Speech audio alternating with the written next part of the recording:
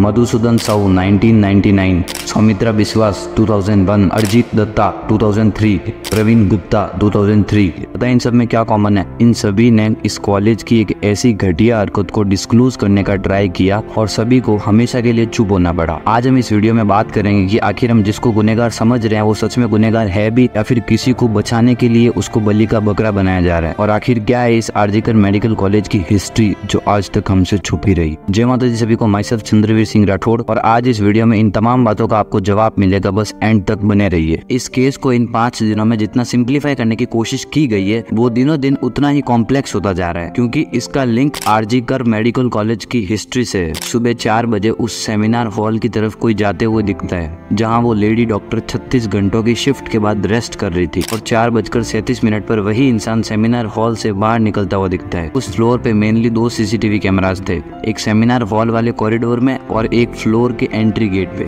ये सारी चीजें कोलकाता पुलिस ने अपने रिपोर्ट में मेंशन की है। सेमिनार हॉल में उस लेडी डॉक्टर की हालत कुछ ऐसी थी, टूटा हुआ चश्मा पास में बिखरा हुआ पड़ा था और दोनों आंखों से लेकर प्राइवेट पार्ट तक हर जगह से खून निकल रहा था। जब प्रिंसिपल को ये बात पता चली तो उन्होंने बहुत ही घटिया हरकत की। सुबह 11 बजे प्रिंसिपल ने असिस्टेंट से डॉक्टर लेडी के घर पे फोन करवाया और बोलने को कहा कि आपकी बेटी बीमार है, हॉस्पिटल आ जाइए। उसके ठीक 15 मिनट बाद उन्होंने उस डॉक्टर लेडी के घर पे फोन करके बोला कि आपकी बेटी ने सुसाइड कर लिया है। प्रिंसिपल ने सुसाइड वाली बात के साथ साथ ये घटिया स्टेटमेंट दिया कि वो लड़की है, वो उसकी रिस्पॉन्सिबिलिटी थी, उसको अकेला सेमिनार हॉल में नहीं रहना चाहिए था। तो क्या आरजीकर मेडिकल कॉलेज में ये फैसिलिटी थी कि डॉक्टर वहाँ पे रेस्ट करे? उनके लिए रेस्ट रूम बनाए गए थे? ऑब्वियसली वो सेमिनार हॉल में ही रेस्ट करते थे अपनी 36 घंटों की शिफ्ट के बाद। पर प्रिंसिपल ने क्या किया, सीधा सीधा ब्लेम लेडी डॉक्टर पर डाल दिया। उस लेडी डॉक्टर के पेरेंट्स को 3 घंटे तक बाहर बिठा के रखा गया और उनकी बेटी की शक्ल तक नहीं देखने दी। 3 घंटे तक खड़े रहने के बाद माँ बाप हाथ जोड़ते रहे, हमारी बच्ची का मुंह एक बार दिखाओ, हमको नहीं दिखाया गया। जब इस केस में वहाँ के स्टूडेंट्स को गड़बड़ दिखी तो उन्होंने तुरंत प्रोटेस्ट चालू कर दी और कई प्रोटेस्ट करने वाले स्टूडेंट्स को व्हाट्सएप पे धमकी तक मिली। सबसे पहला स्टेप किसी भी क्राइम सीन पर यह होता है कि उस जगह को सील करके पुलिस के आने तक वहाँ लोगों का आना जाना रोकना, ताकि वहाँ मौजूदा एविडेंस को टेम्पर्ड ना किया जाए। पुलिस के वहाँ पहुँचने के बाद उन्हें एक बहुत ही अहम एविडेंस हाथ लगा, एक ब्लूटूथ नेकबैंड। पुलिस के सीसीटीवी फुटेज चेक करने से पता चला कि एक आदमी इस ब्लूटूथ हेडसेट के साथ सेमिनार हॉल की तरफ जा रहा था, पर जब वो इस हॉल से निकला तब उसके गले में ये ब्लूटूथ नेकबैंड नहीं था, और वो आदमी था संजय रॉय। यही वो इंसान था जो सुबह 4 बजे सेमिनार हॉल की तरफ जाता हुआ दिखा था। ट्विस्ट ये है कि थोड़ी सी सख्ती बरतने पर संजय ने अपना गुनाह कबूल कर लिया और सभी न्यूज चैनल पे संजय के बारे में खबरें आने स्टार्ट हो गई। संजय रॉय ने 4 शादियां की थी, जिसमें से 3 उसके अब्यूजिव बिहेवियर के कारण उसको छोड़ के चली गई थी, और एक की डेथ पिछले साल ही कैंसर में हो गई। संजय रॉय पॉर्न मूवी और शराब का एडिक्टेड था। संजय का फोन ट्रेस करने से पता चला कि वो 5 अगस्त से 8 अगस्त के बीच में खड़गपुर के सलुआ गांव में था, और 8 अगस्त की रात को ही वो कोलकाता आया था। संजय रॉय ने पुलिस को बयान दिया कि उसने शराब पीकर इस हैवानियत को अंजाम दिया था, और इस सब के बाद वो पुलिस बैरक में जाकर सो गया, क्योंकि वो एक सिविल वॉलेंटियर था और पुलिस के साथ ही उसका कई बार काम होता था। और मात्र 24 घंटों में संजय रॉय को अरेस्ट कर लिया गया। संजय रॉय के अरेस्ट के बाद प्रोटेस्ट और तेजी से बढ़ गया, क्योंकि डेड बॉडी की आई इंक्वेस्ट रिपोर्ट से पता चला कि आंखें, मुंह, प्राइवेट पार्ट हर जगह से खून निकल रहा था। गर्दन, चेहरा, नाखून, लेफ्ट लेग, बेली, एंकल और होठों पर गहरी चोटें थी। इस रिपोर्ट को देखने से पता चलता है कि एक आदमी जो नशे की हालत में था वो एक 31 साल की लेडी को अकेले हैंडल बिल्कुल नहीं कर सकता था। और जब वहाँ मामला बिगड़ने लगा तो वहाँ की प्रिंसिपल ने रिजाइन कर दिया, ये बोलकर कि मेरी सोशल मीडिया पे इमेज को डिस्ट्रॉय किया जा रहा है। संदीप घोष जो आरजीकर मेडिकल कॉलेज का प्रिंसिपल था, उनकी इमेज कुछ इस प्रकार से बताई वहाँ के एक्स डिप्यूटी सुप्रिटेंडेंट ने। वो बहुत ही करप्टेड आदमी है। वो आरजीकर मेडिकल कॉलेज में स्टूडेंट लोगों को फेल कराना और ये हॉस्टल वगैरह अलॉटमेंट में पैसा लेना और स्टाफ सिलेक्शन कमीशन, मतलब आरजीकर में जो भी काम होता था सब जगह वो पैसा खाते थे। मतलब एक माफिया राजा बोल सकते हैं। मैंने अपनी पूरे कैरियर में इतना गंदा इंसान नहीं देखा। शायद संजय रॉय तो एक चेहरा था जो असली मुजरिम को छुपाने के लिए यूज किया जा रहा था, क्योंकि संजय के अरेस्ट के वक्त उसकी बॉडी लैंग्वेज देख के बिल्कुल भी नहीं लग रहा था कि कोई हाथापाई हुई है। पर सेमिनार हॉल को देख के सीधा सीधा अंदाजा लगाया जा सकता है कि उस लेडी डॉक्टर ने फाइट बैक किया था और हाथापाई हुई थी। पर संजय की बॉडी पर घाव क्या एक स्क्रैच तक नहीं मिला। Is it possible?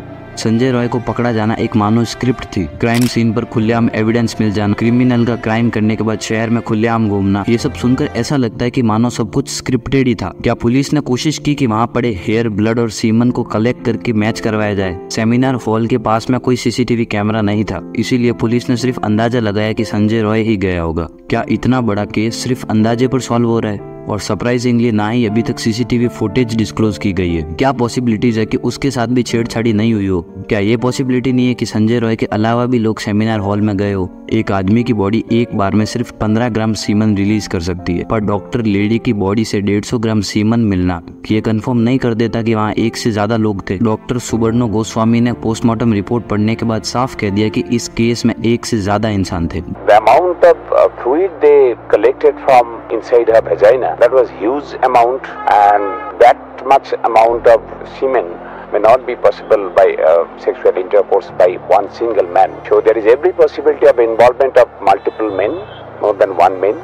जब डॉक्टर लेडी की बॉडी मिली तो दोनों पैर 90 डिग्री के एंगल पर थे, विच वॉज की पेल्विक गर्डर पूरी तरीके से डैमेज हो गया है। और डॉक्टर्स का कहना है कि इस पार्ट को तोड़ना एक नशे में धुत आदमी के बस की बात तो बिल्कुल नहीं है। अगर सेमिनार हॉल में पर्दे फटे हुए थे, इसका मतलब डॉक्टर लेडी ने फाइट बैक किया था, और अगर फाइट बैक किया था तो संजय रॉय की बॉडी पे एक भी खरोच क्यों नहीं है? संजय रॉय के ब्लूटूथ हेडसेट वहां छोड़ना, क्राइम करने के बाद शहर में आराम से घूमना, थोड़ी सी सख्ती पर अपना गुनाह कबूल कर लेना और बॉडी पे एक भी स्क्रैच ना होना, क्या ये सब आपको स्क्रिप्टेड नहीं लगता? क्या इस सब के बाद भी आप कहोगे कि इसके पीछे सिर्फ एक इंसान का हाथ था? इस केस में ऐसे ऐसे राज है जिस पर पर्दा गिराने के लिए एक ऐसे ऑफिसर को केस सौंपा गया जिस पर 2013 में हुए Kamdhenu rape and murder case को खराब करने में और आरोपियों का साथ देने का इल्जाम है। The person who is responsible for the Kamdenu rape and murder, because he was the head of the investigation.